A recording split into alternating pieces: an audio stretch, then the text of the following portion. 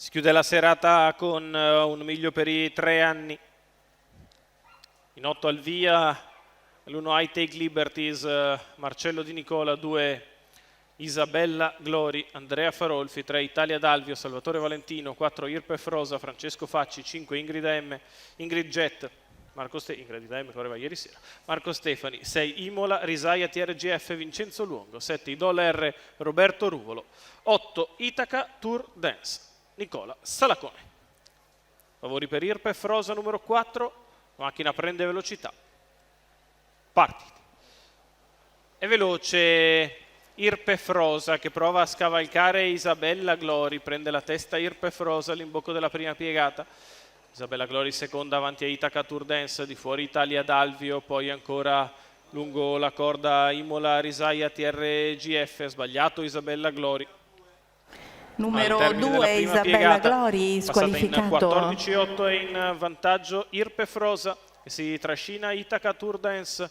In terza posizione c'è Italia D'Alvio, poi ancora Imola Risaia TRGF che precede Idol R.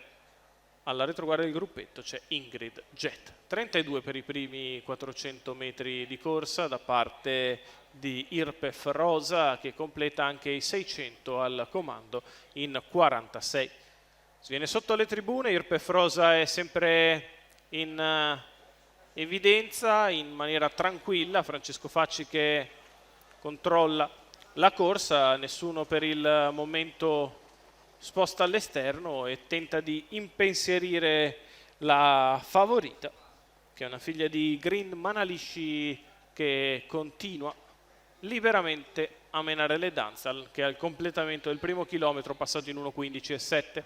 Irpef Rosa in vantaggio, guadagna terreno nei confronti di Itaca Tour Dance, in terza posizione Italia D'Alvio, mentre galoppa Idol R. Numero 7 Idol R, squalificato. Almeno prova a farlo, 400 dal palo, 1:30, primi 1200 metri di corsa, con Irpef Rosa in chiaro vantaggio, Itaca Tour Dance che cerca di difendere la seconda posizione da Italia D'Alvio, che dopo aver spostato si ributta in corda. La retta d'arrivo per Irpef Rosa, che rientra con 6-7 lunghezze di vantaggio. Irpef Rosa vince in maniera nettissima, da cavalla chiaramente indietro di somme vinte, da cavalla declassata, vince come vuole Irpef Rosa, mentre la lotta per il secondo vede Imola Risaia TRGF venire a battere sul traguardo Itaca Tour Dance e Italia D'Alvio. 1:14:9, 29:9 anche gli ultimi 4 fatti a spasso per Irpef Rosa. Francesco Facci per il training di Eric Bondo. I colori della scuderia Gnafà